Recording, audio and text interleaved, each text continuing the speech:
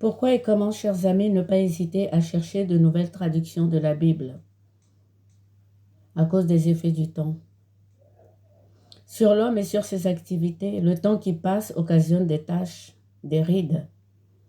En ce qui concerne la parole de Dieu, c'est l'effet contraire. Dieu est éternel et il en est de même pour sa parole. Il est écrit en Matthieu 24, verset 35, « Le ciel et la terre passeront, mais mes paroles ne passeront point. » Je cherche Dieu, je veux le connaître, et je ne peux le trouver que dans sa parole. Le temps qui passe nous mène indéniablement vers la mort, et il nous faut à tous racheter le temps. C'est l'invitation que Paul, apôtre des nations, nous lance dans Éphésiens 5, verset 16. Car, dit-il, les jours sont mauvais. En Dieu se trouve la vie éternelle. Notre Seigneur Jésus-Christ nous le dit, vive toujours c'est te connaître toi, le seul véritable Dieu, ainsi que ton envoyé Jésus-Christ. Oui, je désire la vie éternelle. Et vous aussi qui regardez cette vidéo. Elle se trouve dans la parole de Dieu comme d'une semence. Pour cela, j'ai eu à ma possession différentes traductions de la Bible, qui elle-même, à ne point en douter, est la première terre à recevoir la semence. Mais au fur et à mesure que le temps passe, j'ai constaté avec beaucoup de joie que les traductions plus récentes sont plus simples, plus complètes, et surtout qu'elles me parlaient plus à moi. Les recherches et les confrontations dans ce domaine effacent les tâches et comblent les rides et nous offrent des Bibles toujours plus simples. Chers amis, la Bible n'est pas tombée du ciel. La parole est sortie de la bouche de Dieu. C'est la parole qui est la semence. La Bible que nous avons en main est la première terre à accueillir cette parole. Et cette terre doit être bonne. Elle doit être très bonne même. Dans 2 Pierre 1, le verset 19 à 20, il est écrit ceci. Avant tout, sachez-le, aucune prophétie de l'Écriture ne relève d'une interprétation privée. Jamais, en effet, prophétie n'a été transportée par volonté d'homme. Or, nous constatons que l'interprétation privée est entrée dans les différentes et anciennes traductions de la Bible, en fonction de chaque dénomination religieuse ou église. En d'autres termes, il y a autant de traductions de la Bible qu'il y a d'églises. Pierre continue en nous disant, « Vous faites bien de fixer les yeux sur elle, sur la parole, comme sur une lampe brillante dans un lieu obscur, jusqu'à ce que paraisse le jour et que l'étoile du matin se lève dans vos cœurs. Ne vous trompez pas, le lieu obscur, ce ne sont pas les églises, encore moins nous, mais la traduction. » Il dit clairement de faux prophètes dans le peuple. Certes, il y en a eu, comme aussi ne manqueront pas parmi vous de faux docteurs. Qui sont ces faux docteurs? Ce sont les traducteurs, nos nouveaux traducteurs. La parole de Dieu est prophétique. Où est-ce qu'ils opèrent? Ils opèrent dans la traduction de la Bible. Et nous avons tendance à fustiger les pasteurs, les prêtres, les évangélistes, etc., alors que ces derniers enseignent en fonction de la traduction de la Bible qu'ils ont en main. Ce ne sont pas eux les faux docteurs, c'est la traduction, d'où l'importance de la traduction et de garder les yeux fixés sur elle. Un enseignant, quelle que soit sa domination, quelle que soit son église, ne te transmettra que la traduction de la Bible qu'il a en main. Comment reconnaît-on une fausse prophétie? C'est lorsque celle-ci ne se réalise pas. Il en est de même pour la Bible. Comment reconnaît-on une fausse traduction de la Bible? En fonction des fruits qu'elle produit. Si ces fruits sont bons, la traduction est bonne. Mais si les fruits sont mauvais, la traduction est mauvaise.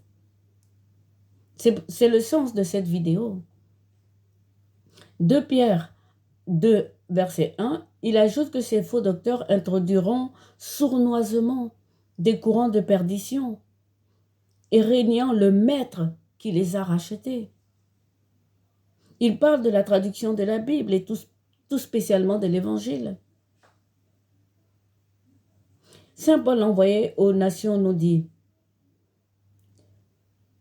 dans 1 Corinthiens 13, verset 9, « En effet, nous connaissons de manière incomplète et nous annonçons les messages reçus de Dieu de façon limitée. Or, certains traducteurs vont jusqu'à compléter et à combler selon leur raisonnement personnel. D'autres décident de couper des versets ou des livres entiers. Et cela nous offre à nous, les chrétiens, des contradicteurs toujours plus violents à l'Évangile. Les enseignants eux-mêmes reconnaissent que pour un verset, telle ou telle traduction est la meilleure. Mais que pense une âme qui a soif de Dieu? Si la source d'eau vive est entachée et ridée, je veux dire, est-ce qu'une telle âme peut trouver le Dieu véritable qu'elle cherche? Est-ce qu'une âme d'une église protestante peut avoir en main une Bible d'une église évangéliste? Est-ce qu'une âme d'une église adventiste peut lire une Bible catholique? Est-ce qu'un témoin de Jéhovah lirait une traduction biblique de l'église mormone? Et la liste est très longue. Est-ce que cette âme se trouverait-elle dans la désobéissance? Acte 5, verset 29 répond à cette question. Il faut obéir à Dieu plutôt qu'aux hommes. Il est en effet plus facile de scruter l'actualité pour voir la réalisation des prophéties que de chercher, de trouver, de corriger les introductions sournoises de l'Évangile des faux traducteurs. Les églises sont devenues comme des prisons à tel point que ce sont les contradicteurs extérieurs à la Bible qui trouvent ses taches et ses rides dans nos traductions de la Bible. Lisons Éphésiens 5, versets de 26 à 27. Saint Paul nous dit que l'Église est comme une épouse qu'il a sanctifiée en la rendant pure par immersion dans une parole, pour qu'il se la présente à lui-même resplendissante, assemblée sans tache ni ride, sans rien de tout ça, mais sainte et inaccusable. Trop de traductions. Beaucoup trop de traductions. Vous pouvez regarder sur Internet les versions comparatives. Il y a même certaines Bibles qui ont carrément enlevé des versets. Mais le temps joue à notre faveur, j'en suis persuadée. Mais à fonction de fixer le regard sur la parole. Notre connaissance aujourd'hui est incomplète, mais elle augmente sûrement vers une connaissance plus vraie. Et comment cela se fera-t-il? Par des révélations que le Seigneur lui-même donne à ses serviteurs dans le lieu secret. Une révélation est différente d'une prophétie. Elle donne juste un éclaircissement sur la parole prophétique de Dieu pour mieux la traduire et la transmettre aux saints, c'est-à-dire à l'Église. Un docteur qui se base sur son instinct pour traduire la Bible ou qui la traduit à l'image d'une Église seulement peut être dangereux pour la semence. Et nous voyons ce que cela signifie et que cela entraîne. Saint Jude nous parle des églises délirantes, agitées çà et là, par des enseignants qui divaguent. La parole de Dieu ne doit pas être transmise par instinct, mais plutôt par révélation. Le Seigneur ouvre l'intelligence de ses serviteurs afin qu'ils comprennent les Écritures pour les transmettre avec exactitude. Il a vraiment détesté le pharisianisme. Il ne voulait pas pour son évangile ni de vieilles outres, ni cousues à de vieux tissus. Dans l'Apocalypse 22, du verset 18 à 19, comme pour sceller son livre, il dit, « Moi je témoigne à qui écoute les paroles de la prophétie de ce volume. Si quelqu'un y ajoute Dieu lui ajoutera les fléaux décrits dans ce volume.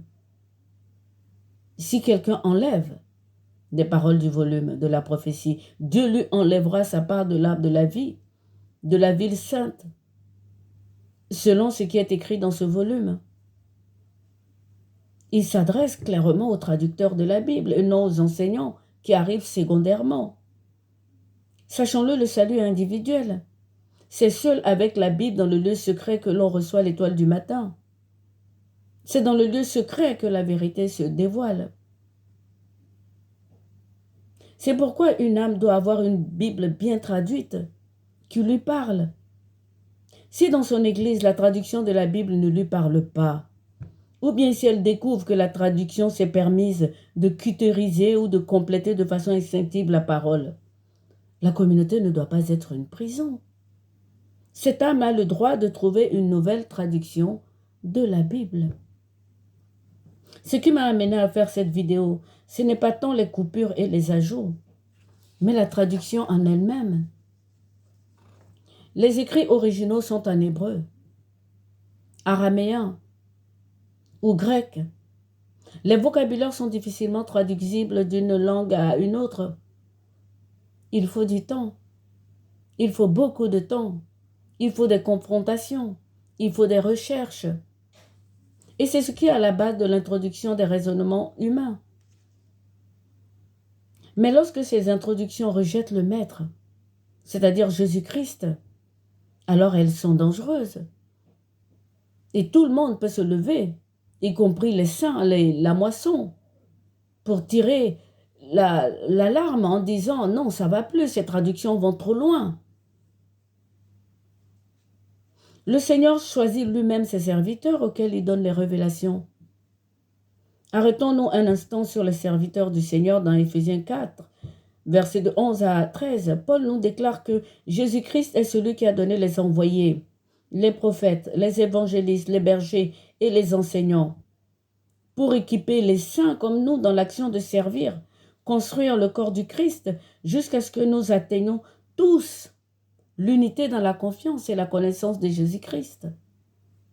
Le but ultime est l'unité dans la confiance en Dieu le Père, en son dessein de paix, d'amour et d'espérance, et la connaissance de Jésus-Christ, pas uniquement par son nom, mais par son mystère complet. Les nouvelles traductions de la Bible nous donnent que le nom de Jésus, et le mystère est camouflé, sournoisement caché. Aujourd'hui, qui peut faire la différence entre les différents serviteurs de Jésus? Je veux parler des bergers, des prophètes, des évangélistes. Il y a une confusion dans le service même, entraînant toujours plus de divisions et donc de nouvelles églises, des communautés ça et là. Qu'est-ce qui est à la base de cette division? N'est-ce pas la traduction? Et une traduction mauvaise de la Bible, elle entraîne la division pour mieux régner. Notre Seigneur Jésus-Christ a prié son Père lors de l'agonie, lui demandant, Père, que tout soit un, comme toi et moi, nous sommes un, afin que le monde croie. Le but, c'est l'évangélisation du monde, c'est la conversion du monde, c'est la repentance du monde, afin qu'il revienne vers le Père. Si nous sommes tous toujours divisés et de plus en plus, comment est-ce que nous pouvons atteindre ce but afin que le monde croie? Il parle de l'unité dans la confiance et de la connaissance de lui-même. Il dit par ailleurs, mon Père a beaucoup de demeures et de places dans sa maison. Je vais vous préparer une place et je reviendrai vous prendre avec moi. Moi, je considère les églises de prime abord comme étant cette demeure. Je veux dire que les églises ne sont pas à la base du manque de l'unité dans la confiance et la connaissance du Fils de Dieu. Elles ont à leur cœur la foi et le nom de Jésus comme étendard. Mais elles sont distrayantes. Les divisions et la multiplication distraient les enfants de Dieu et provoquent la moquerie de nos adversaires. Certaines communautés pensent que la prospérité est la base d'une église triomphante. D'autres qu'il faut des miracles de guérison, de délivrance et d'onction. Cela pousse à plus de délire.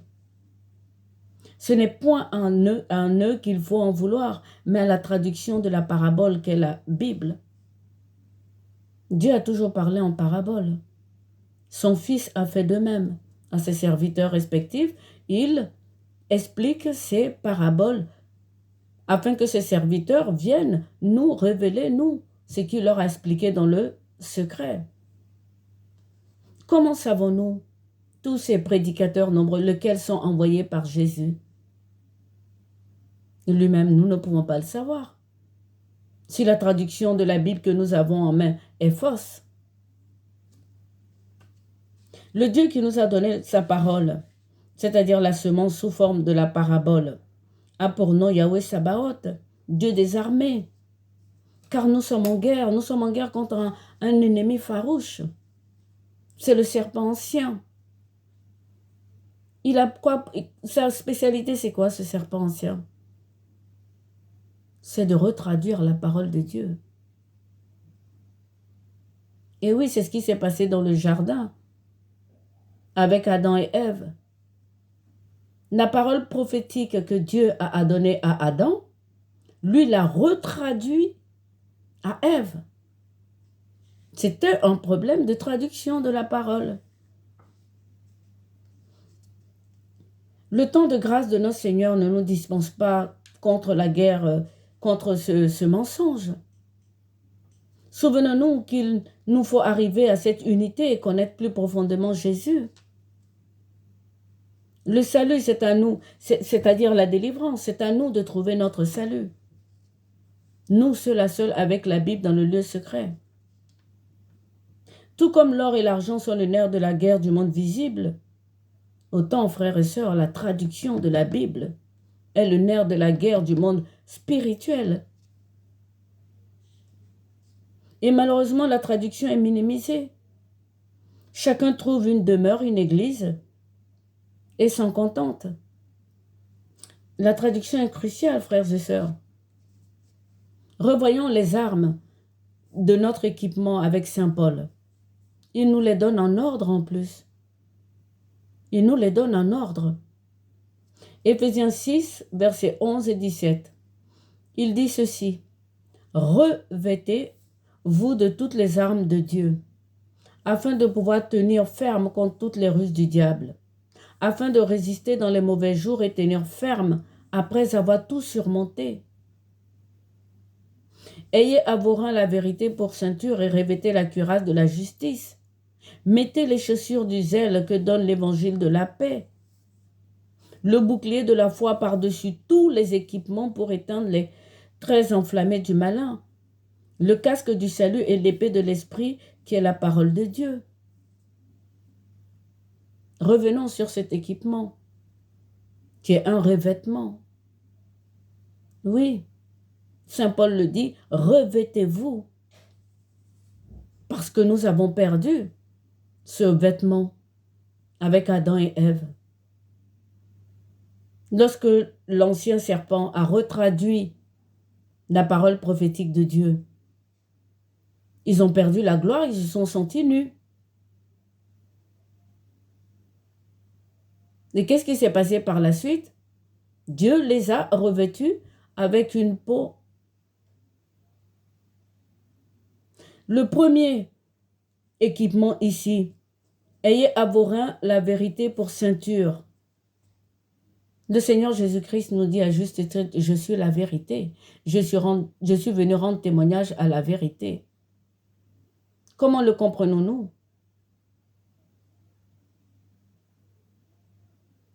Comment le comprenez-vous?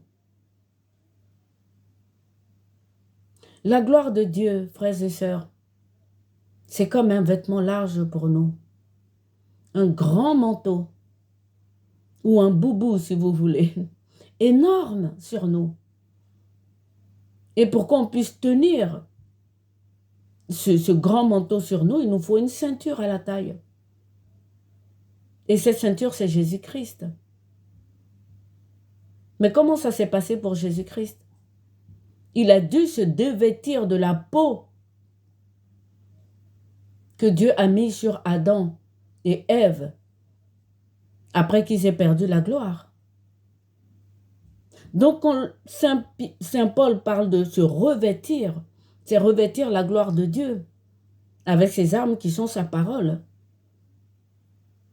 Et lorsque notre Seigneur Jésus-Christ est venu porter nos fautes, lui, il était nu sur la croix. Je reviendrai là-dessus dans une autre vidéo pour que vous puissiez comprendre. Il s'est dépouillé de cette peau en se vidant de son sang. Comment des traductions peuvent aller jusqu'à enlever le sang qui nous a rachetés? Voilà où je veux en venir pour les traductions mensongères et les Bibles dans lesquelles aujourd'hui on ne voit plus de sang, ni même de croix. C'est très important, frères et sœurs. Je continue. La ceinture de vérité, donc, est très importante. C'est Jésus-Christ. Un homme qui n'est pas ceinturé perd ses vêtements et c'est ce qui est arrivé à Adam et Ève. Saint Paul nous dit par-dessus tout, y compris la ceinture de vérité, il faut la foi. Sans la foi, on ne peut pas chercher et trouver Jésus-Christ. Nous sommes d'accord. Il faut commencer par avoir la foi. Et tu la trouves dans la Bible. Pourquoi? Parce que Jésus-Christ est devant ta porte et il toque. Et oui, la ceinture de vérité toque à ta porte. Il te faut la foi pour l'ouvrir. Il te faut lire la Bible. Il te faut trouver Dieu dans la Bible. L'unité dans la confiance viendra de la traduction de la Bible, pour que nous puissions fermer la bouche de nos contradicteurs, de nos ennemis. Et comme Saint Pierre nous le dit, pour être prêt à nous défendre de notre espérance. Pourquoi avons-nous choisi Jésus-Christ? Il faut qu'on puisse répondre à nos contradicteurs. Et ça se trouve dans la Bible. Ça s'appelle le mystère de l'incarnation du Christ. La traduction de la Bible est la clé de notre Pentecôte. Car l'esprit de la parole est déjà dans la Bible. Il n'y aura pas une autre Pentecôte, parce que la Pentecôte qu'il y a eu avec les apôtres, comprenez qu'ils n'avaient pas l'évangile. Comprenez qu'ils n'avaient pas non plus la Torah en main. Comme aujourd'hui, nous pouvons avoir tout ça dans la Bible. C'était des pécheurs, ce sont des gens simples, comme vous et moi. Moi, ce que je fais, je ne suis pas évangéliste, je ne suis pas pasteur, je ne suis pas berger, je ne suis pas enseignant. Je suis tout simplement de la moisson comme vous et moi. Ce qui m'amène à faire cette vidéo, c'est qu'il y a trop de traductions, trop de contradicteurs. Nous sommes, nous, dans la vérité. Jésus-Christ est dans la vérité. Et j'en viendrai après. Il y a des gens qui lisent la Bible et qui perdent la foi. C'est une question de traduction. Je continue mon cheminement. Donc les églises sont les piliers et les soutiens de la vérité. Dans 1 Timothée 3, verset 15. La vérité est dans la parole et dans sa traduction. Je vais lire Hébreux 4, verset 12. La parole de Dieu est vivante et efficace, plus tranchante qu'une épée quelconque à deux tranchants, pénétrante jusqu'à partager l'âme et l'esprit, jointure et moelle. Elle juge les sentiments et les pensées du cœur. C'est très important, mes frères et sœurs. Nous avons une Bible qui a été traduite par des hommes. On entend là que la parole de Dieu est vivante. C'est ce que eux, ils ont ressenti. Ce sont les jugements de leur pensée, de la pensée de leur cœur, qu'ils ont traduit dans la Bible que nous avons dans la main.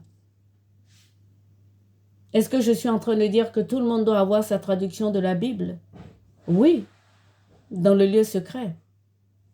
Je vous le confirme. Je continue.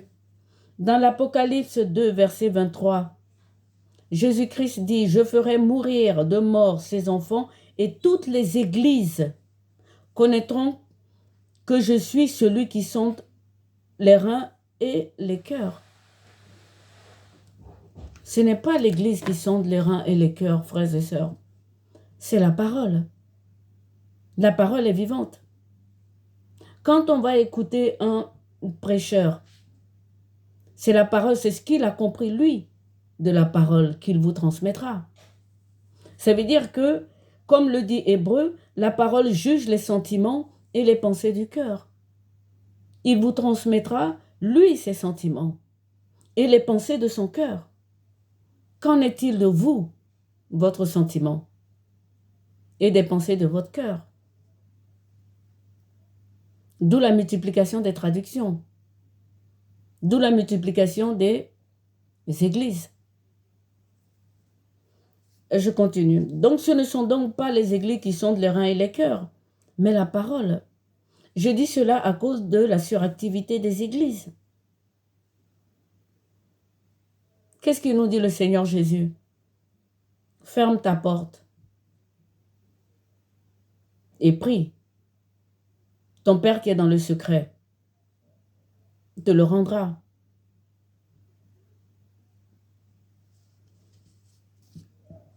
Va prier seul, avec ta Bible en main. Voilà ce que dit la parole. La parole est la vérité. Si en lisant ta Bible, frères et sœurs, dans le secret, tu ne ressens rien,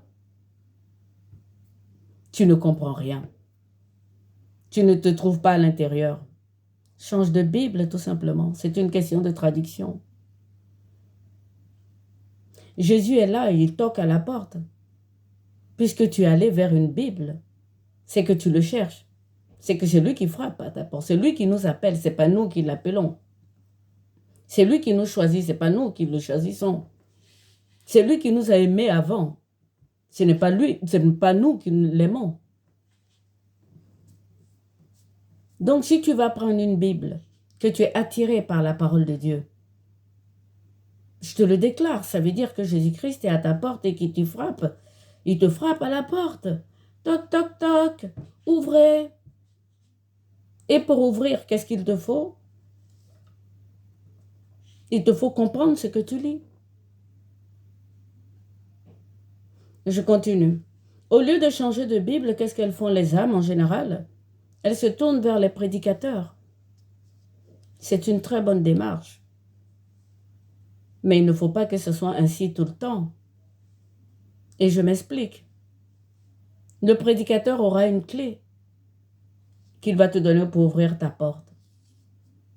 Cette clé ne pourra pas ouvrir ta porte tout simplement parce que lui, il est prédicateur. Jésus-Christ l'a appelé lui pour être prédicateur. Si toutefois, c'est un vrai prédicateur, je veux dire un envoyé de Jésus-Christ, parce qu'il choisit lui-même ses envoyés, Jésus-Christ. Pourquoi il faut que tu trouves ta clé à toi-même? Parce que tu dois connaître ta position en Jésus-Christ. Eh bien oui, c'est ça. Tu dois connaître ta position en Jésus-Christ. Qu'est-ce qui prouve qu'à la fin, lorsque Jésus-Christ va dire à ce prédicateur, « Je ne te connais pas », toi, ils te disent pareil parce que tu as pris la même clé pour ouvrir ta porte. C'est pour ça que lorsque Jésus-Christ est derrière ta porte, qu'il toque, la clé c'est dans la Bible. Si tu n'arrives pas à ouvrir, c'est une question de traduction, change de Bible. Jusqu'à ce que tu trouves une Bible dans laquelle tu te trouves, une Bible qui te parle. Et là, tu ouvriras la porte à Jésus et il te donnera ta position par rapport à lui. Il te dira, ben toi tu n'es pas prédicateur, tu es évangéliste. Toi, tu n'es pas évangéliste, toi, tu es de la moisson. Vis ta vie avec l'évangile, chose-toi de l'évangile de la paix. Autrement, vis dans la paix, dans le calme, dans la confiance, comme une moisson, un saint avec confiance. Nous ne sommes pas tous appelés à la chair. Non. Lorsque Saint Paul parle de se chausser des chaussures du zèle que donne l'évangile de la paix, ce n'est pas aller être prêcheur. Non. C'est vivre dans la vie quotidienne, servir Dieu en tant que chrétien, dans la paix, dans la confiance, et fidèlement unis à Jésus-Christ dans la prière. Je continue. Est-il possible de lire la Bible sans trouver Dieu? Oui. Comment voulez-vous le trouver si la parole n'est pas vivante en vous? La parole de Dieu est vivante parce que Dieu est la parole. C'est ce que nous dit le prologue de Saint Jean. Au commencement était la parole était avec Dieu, Dieu, la parole. Si vous n'avez pas le premier équipement, c'est-à-dire Jésus-Christ qui vient à votre porte toujours fermée, vous ne pouvez pas trouver Dieu. Est-il possible de lire la Bible et de perdre la foi? Oui, je le disais tantôt. Certains trouvent que la Bible est trop violente. Comment est-ce possible? Dieu nous a aimés. Il est venu intervenir dans notre vie. Il a envoyé la loi, la Torah, parce que les gens vivaient sans foi ni loi. Parce que les démons avaient créé des faux dieux, des statues, justement. Et donc, quand la loi est venue, ça a été très dur pour nos frères, les Juifs, les Hébreux. Dieu est amour. Lire la Bible et perdre la foi parce qu'on la trouve trop violente, c'est une question, encore une fois, de traduction, frères et sœurs. C'est une question de traduction.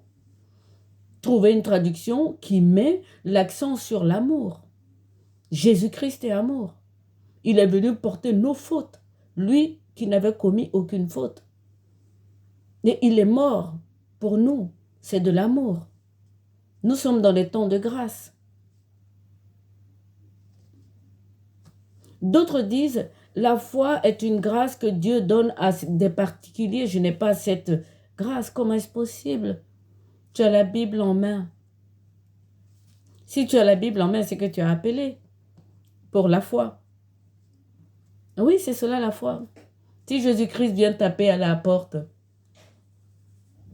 et que tu es à l'écoute et que tu vas te prendre une Bible, ce n'est pas parce que tu n'as pas compris la Bible, la parole ne t'a pas parlé que tu n'as pas la foi ou qu'elle est donnée à quelques particuliers. Il y en a qui connaissent le nom de Jésus mais qui ne connaissent pas le mystère de son incarnation, ni de sa mort, ni de sa résurrection. Je continue. Quant aux autres, ils attendent que l'Esprit Saint vienne d'ailleurs, d'en haut, pour leur retraduire la traduction qu'ils ont en main. La parole que tu as en main, elle est esprit et elle est vie. L'Esprit Saint ne viendra pas d'ailleurs. Elle est déjà dans ta parole. L'Esprit Saint est venu sur les apôtres. Tout simplement parce que ils ont vécu un événement traumatisant. Je le répète, ils n'avaient pas la Bible. Ils n'avaient pas la Torah. Ils étaient considérés comme des hors-la-loi. C'est pour ça que Jésus-Christ, lui-même, il a dit, vous pouvez lire dans votre Bible, je ne sais pas quelle traduction vous avez, mais il a dit, je vais faire venir le Saint-Esprit pour qu'il témoigne pour moi. Qu'il vous fasse remémoire, ressouvenir de tout ce que je vous ai appris. Ce témoignage, nous avons dans notre Bible. Le souvenir, tout est écrit. Si Jésus-Christ lui-même, il dit, mes paroles sont esprit, elles sont vie, c'est qu'elles sont réellement esprit et elles sont vie. Je continue. Le fait éclatant de leur Pentecôte, et c'est très intéressant. J'aimerais que on puisse un moment respirer. Je dis ça à cause de toutes ces nouvelles lois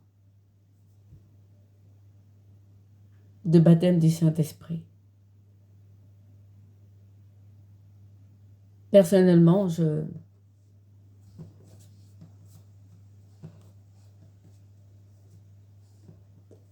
j'ai un peu de mal avec ça. Pourtant, je vous avoue que je parle moi aussi en langue. Et oui, je ne l'ai jamais fait à haute voix, mais je parle en langue. Mais j'ai un peu de mal avec ça. Pourquoi? Tout simplement parce que le fait éclatant de ce qui s'est passé à la Pentecôte, c'est que les personnes qui entendaient prêcher la parole, les entendaient dans leur langue maternelle. Je reviendrai avec une autre vidéo sur ce sujet. Ils entendaient la parole en langue maternelle. Toutes ces nouvelles langues qu'on entend, je sais que c'est pour s'édifier soi-même. Est-ce que ce sont vos langues maternelles? Je ne sais pas. Voilà, je continue. Qui a pour langue maternelle le catholique ou l'adventiste? Qui parle couramment le Jéhovah ou le pentecôtiste? Ou qui chante encore des louanges je sais pas moi, dans une langue de traduction comme on voit là? Non. Non, non, il faut lire la Bible et l'entendre, le comprendre dans sa langue maternelle. C'est ce qui s'est passé à la Pentecôte. C'est ce que le Saint-Esprit a fait. Donc, la traduction de la Bible est très importante. Pour ma première vidéo, il y a une raison pour ça, pourquoi j'ai choisi ce thème pour ma première vidéo. Et je vous dévoilerai les raisons au fur et à mesure. On trouve la foi dans la lecture de la Bible. On trouve la foi lorsqu'on entend ce qu'on entend, si on le comprend. Le nom de Jésus sauve seulement si la gloire qui ceinture le nom de Jésus t'est révélée. Il y en a beaucoup qui chassent les démons au nom de Jésus, ils ne vont pas. Hein? Mais ce n'est pas grave. Le but, ce n'est pas de chasser les démons, c'est de résister jusqu'à ce que le démon te fuit. Ça aussi, je le dis à cause des nouvelles lois de délivrance. Courir toujours vers les églises tout le temps, sans lieu secret, sans repos, sans méditation personnelle, forme des sots. Et Dieu n'aime pas les sots, ni les insensés. C'est la moitié du livre de la sagesse des Syracides, des Ecclésiastiques et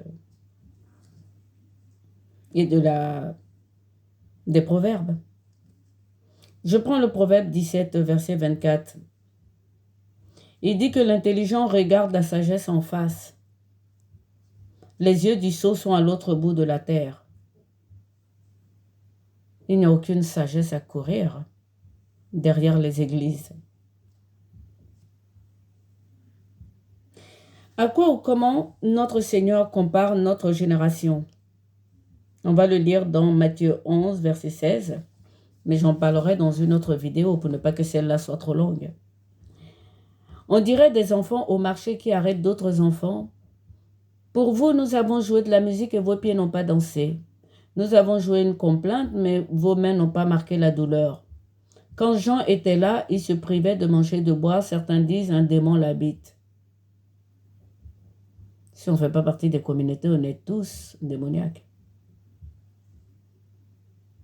Le Fils de l'homme, lui, a mangé et bu. Et d'autres ont dit, il baffre. C'est un ivrogne qui fréquente les collecteurs d'impôts et les hors-la-loi. Mais la sagesse est révélée sage dans ce qu'elle a fait. Nous ne sommes pas tous des évangélistes. Nous ne sommes pas tous des bergers. Nous ne sommes pas tous des pasteurs. Nous ne sommes pas tous des enseignants. Mais nous pouvons vivre dans notre vie quotidienne, chaussée du zèle de l'évangile de la paix. Vivre dans la confiance en attendant l'avènement de notre Seigneur Jésus. Vivre dans la foi. Oui, je sais. Il y en a qui vont dire, bah alors, mais pourquoi tu parles alors, toi? Tout simplement parce que je suis choquée de lire des Bibles où on ne parle plus du sang de Jésus. Tout simplement parce que c'est... Quand je le lisais avant, ça fait quand même quelques années que j'ai reçu le baptême. Je lisais Saint-Pierre qui disait, certains docteurs vont aller jusqu'à renier le maître. Je me suis dit, mais comment est-ce possible? Et au fur et à mesure que j'avance, c'est ce que je constate. On ne parle plus du sang de Jésus. On ne veut plus être aspergé du sang de Jésus. C'est ce qui m'amène à faire cette vidéo. Et je pense que ce n'est pas de la faute des pasteurs, ni des évangélistes, ni des prêtres, c'est de la faute de la traduction. Je continue.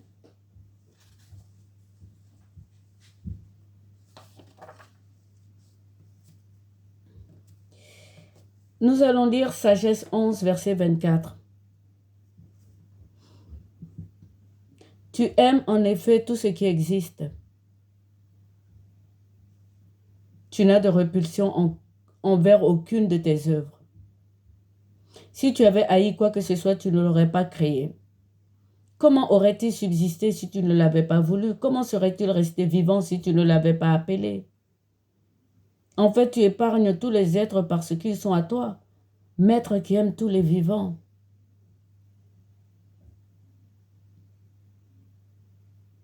Ceux qui prennent l'épée de la parole, qui est en fait le dernier équipement.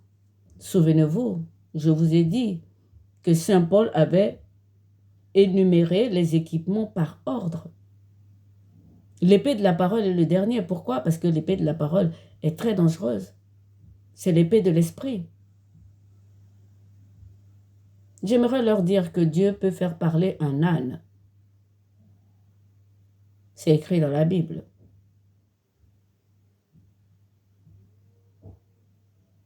Dieu peut faire parler un âne. Alors attention avec la parole. Modérément. Et c'est ce que Saint Pierre nous dit. Pour prier, prier avec sagesse et modération. Je continue ma vidéo. Notre Seigneur faisait tout ce que le Père faisait. Qui peut penser que Dieu, qui fait lever son soleil pour les bons et les mauvais, est hors la loi?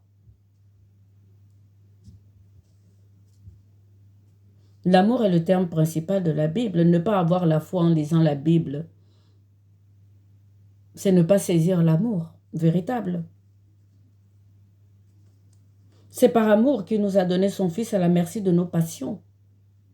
Ce qui se passe dans les églises, ce sont des passions, des exaltations. Et je parle de toutes les églises. D'où la grâce du salut. C'est la signification, c'est merci.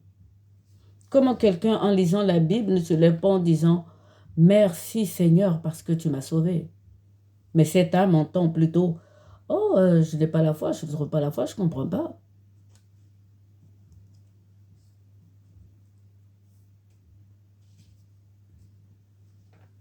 Voilà, frères et sœurs, pourquoi j'ai fait cette vidéo. Maintenant, je voudrais qu'on parle un peu d'humilité. C'est très important. Parce que je sais qu'il y en a qui vont regarder cette vidéo qui vont dire « Mais celle-là, dis donc, d'où elle vient? Elle n'est pas du tout humble. » L'humilité, c'est l'obéissance à la foi. Donc à l'amour. Je fais cette vidéo par amour. Oui, frères et sœurs, ça vous surprend, mais oui. Cette parole qui sort de ma bouche, c'est parce que je me suis humiliée sous la main puissante de Dieu. Ceux qui ont la foi, ils font la même chose que moi. Ils s'humilient sous la main puissante de Dieu. Ceux qui n'ont pas la foi, c'est de l'orgueil. Mais cet orgueil ne vient pas d'eux.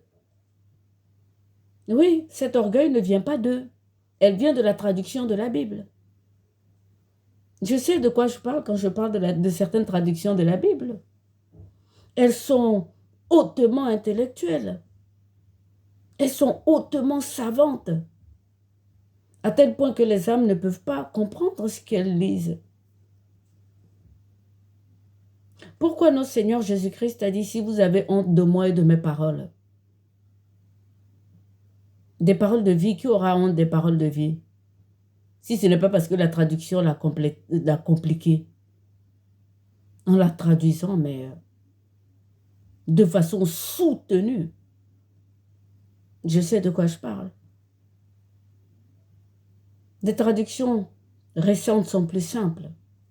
Et on en parlera au fur et à mesure des vidéos. Je vous prendrai 2 traductions que nous allons comparer.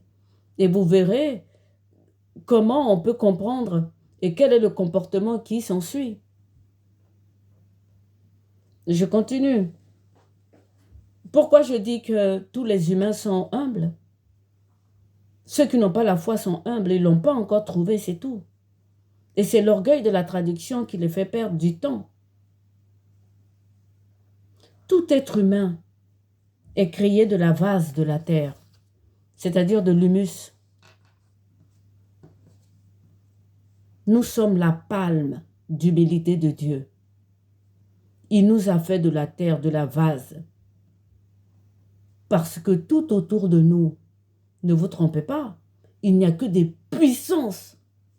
Et quand je parle de puissance, je ne parle pas de vos puissances de prospérité. Je parle des vraies puissances, des dignités, des seigneuries. Les anges déchus. Vous pensez que ce sont vos petits démons? Ou vos esprits impurs que vous-même vous avez fabriqués par vos mauvais comportements, par nos péchés? Je sais de quoi je parle. Au-dessus de nous, il n'y a que des puissances. Saint Paul le dit. Nous ne luttons pas contre la chair et le sang. Nous luttons contre des puissances. Dieu nous a pris de la vase de la terre pour nous créer. Et donc, c'est nous la palme. Vous savez, d'humilité.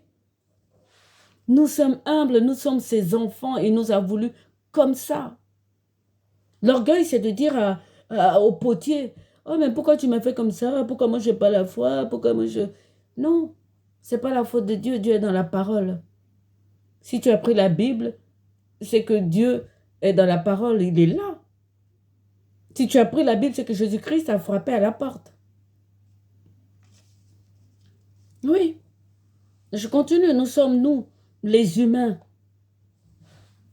Nous sommes l'humilité même. Et reconnais ça, mon frère, ça te libère. Tu peux t'endormir ce soir, ma soeur, en paix, en te disant, oh, il y a une dame qui s'est levée là, qui a dit que je suis humble. Si je n'ai pas la foi, c'est à cause de la traduction. C'est parce que je n'ai pas encore trouvé la clé pour ouvrir. Jésus-Christ frappe à ma porte. Elle dit que je ne suis pas orgueilleuse. Tu n'es pas orgueilleuse. Il n'y a rien en toi qui est orgueilleux. Parce que tout autour de toi, ce n'est que des puissances. Il n'y a rien en toi. Il n'y a rien en un homme qui soit orgueilleux. C'est la mauvaise traduction de la parole. Quand Dieu dit à son Fils Jésus-Christ, assois-toi à ma droite, jusqu'à ce que je fasse de tes ennemis le marchepied de ton trône. Il ne parle pas de nous. Ce n'est pas nous les ennemis du Christ. Nous ne sommes que des vases. Mais au contraire, il dit grâce à la parole de Dieu, à la semence de Dieu qui est en nous, on pourrait résister face à ces puissances. Jésus-Christ est notre image là-haut dans le ciel. Jésus-Christ a élevé la vase que nous sommes. Nous devons sauver notre âme pour être dans le ciel auprès de Jésus par notre esprit. J'ai dit ça à cause des baptêmes du Saint-Esprit. C'est notre âme que nous devons sauver. Oui, ma soeur, mon frère, tu es humble. Trouve la foi dans la lecture de ta Bible. Trouve des traductions qui te vont. Je continue dans l'humilité parce que c'est trop intéressant. Nous sommes tirés de la même matière que les plantes.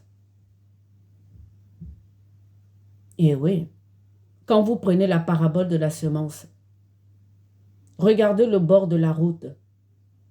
Sur le goudron, une plante, elle pousse. On dit que la nature a horreur du vide.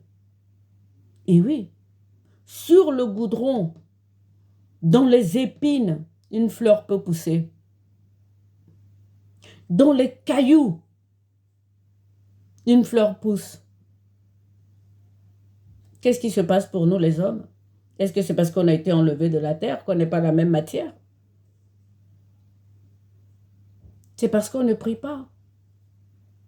On ne prend pas le temps de lire la Bible. Et qu'on a un adversaire terrible qui est Satan et qui retraduit la parole de la Bible.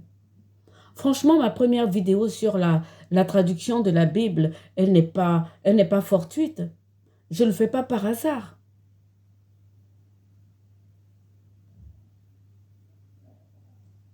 Si les plantes ont horreur du vide, comme vous le dites, la nature a horreur du vide, ben nous aussi prenons le temps de rentrer dans nos chambres, c'est-à-dire dans la prière. Voilà où nous allons produire du fruit. C'est dans la prière et non pas à courir dans les églises. Voilà où je veux en venir.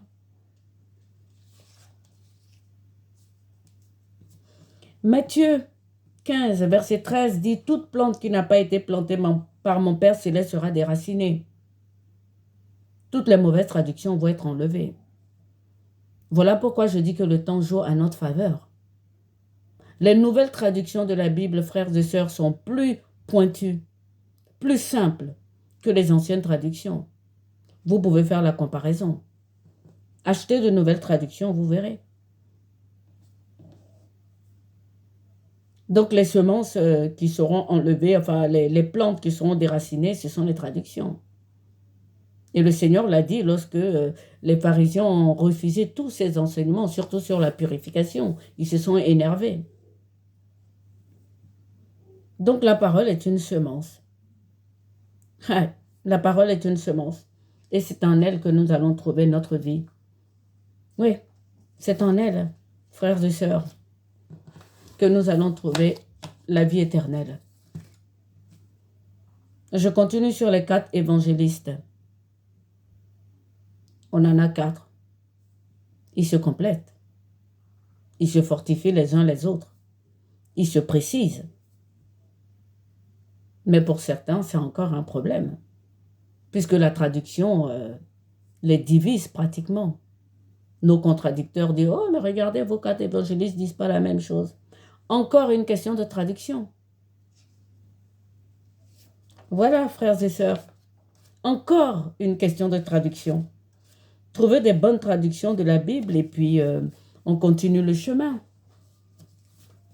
Jésus-Christ est la vérité. Ça, c'est la ceinture. Et il est le chemin. On va y arriver sur le chemin. Qu'est-ce qui a entraîné la chute d'Adam et Ève? Ce n'est pas un problème de traduction. Satan est un traducteur. Donc il est derrière certaines âmes qui traduisent la Bible. Voilà. C'est pourquoi Saint Pierre nous demande de garder les yeux fixés sur la traduction. C'est très important. Si la parole est mal traduite, qu'est-ce qu'elle produit? L'idolâtrie, des miracles de guérison et de délivrance. Et oui. Ou le silence total. Parce que j'aurais pu me taire. Si je le fais, c'est parce que c'est important. Beaucoup de personnes trouveront la foi en changeant de Bible. Ils trouveront leur position en Christ en trouvant une Bible qui leur parle. Ils ne peuvent pas prendre la clé des évangélistes. Ils ne peuvent pas prendre la clé de ceux qui chantent des louanges. Ils ne peuvent pas prendre la clé d'une autre personne. Il faut que chacun trouve sa position dans le Christ. Voilà pourquoi je fais cette vidéo sur la traduction de la Bible. Elle est très importante. Il ne faut pas la minimiser. Dans Apocalypse 20, verset 3, dans Apocalypse 3, verset 20, pardon, il dit, voici, je me tiens à la porte et je frappe. Si quelqu'un entend ma voix et ouvre, j'entrerai chez lui, je souperai avec lui et lui avec moi. Il n'est pas dans les communautés, il est devant ta porte chez toi. C'est individuel le salut. Apocalypse 2, verset 10, ne crains pas de ce que tu vas souffrir. Voici, il arrivera que le diable mettra quelques-uns de vous en prison, afin que vous soyez éprouvés, vous aurez une tribulation de 10 jours. Sois fidèle jusqu'à la mort et je te donnerai la couronne de la vie. Ils ne peuvent pas délivrer ces enfants-là de Dieu qui sont dans les prisons de Satan. Encore problème de traduction. C'est pour ça que le Seigneur a insisté qu'il ne fallait ni ajouter ni enlever à l'Apocalypse. Ces enfants qui sont dans les prisons de Satan, ils voient des gens qui reçoivent des baptêmes de Saint-Esprit à tir-larigot. Des gens qui sont délivrés, ils se disent, mais c'est pas possible, pourquoi Dieu les délivre et pas moi? Pourquoi? Ou comment? Problème de traduction de la Bible. J'en reviendrai au fur et à mesure. Si vous trouvez que ce que j'ai dit est juste, enfin pas juste, je ne veux pas dire juste, mais sensé, vous pouvez vous abonner pour la suite parce que nous allons travailler sur la traduction de la Bible, sur les différentes traductions. J'ai compté, il y en a une trentaine, voire même plus. Voilà. Les apôtres n'ont pas été délivrés de la détresse. Ça fait partie du salut. L'épée est la dernière sur la liste des armes, je l'ai dit, elle est très dangereuse. Il faut prendre très peu, l'épée de la parole. Or c'est ce que nous voyons partout. Et maintenant, je vais continuer avec les églises pour vous dire pourquoi la traduction de la Bible est importante. Il faut d'abord lire la Bible. Si elle est bien traduite, qu'elle te parle, c'est la Bible qui te dirige vers une église et non le contraire. On peut être membre dans une église sans avoir la foi. Eh oui, ça existe. Moi, j'ai vu des gens qui m'ont dit, je n'ai pas la foi. Hein. Je ne comprends rien, mais ils vont quand même à l'église. À ceux-là, vous croyez que Jésus-Christ dira, je ne te connais pas?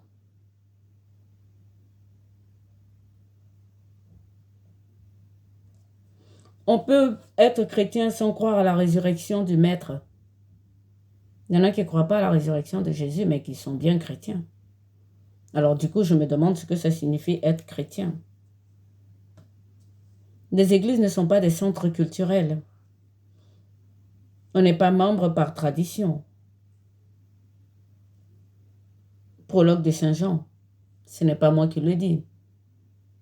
Ce n'est ni par volonté charnelle, ce n'est pas non plus héréditaire, ni par le sang. C'est par la volonté de Dieu. Et Dieu se trouve dans la parole.